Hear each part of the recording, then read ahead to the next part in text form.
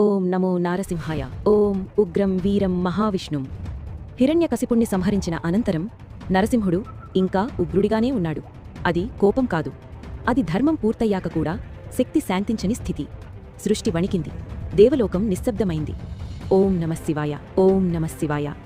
అప్పుడు కైలాసంలో ధ్యానమగ్నుడైన శివుడు కళ్ళు తెరిచాడు. ఆ చూపులో యుద్ధం లేదు, కేవలం కరుణ.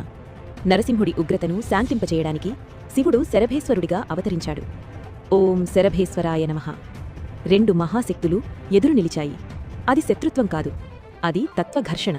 ఉగ్రత, జ్ఞానం ఎదుట నిలిచిన క్షణం ఓం నమో నారాయణాయ, ఓం నమఃశివాయ. శివుడి యోగశక్తి స్పర్శతో నరసింహుని కోపం కరిగిపోయింది. రౌద్రం కరుణగా మారింది.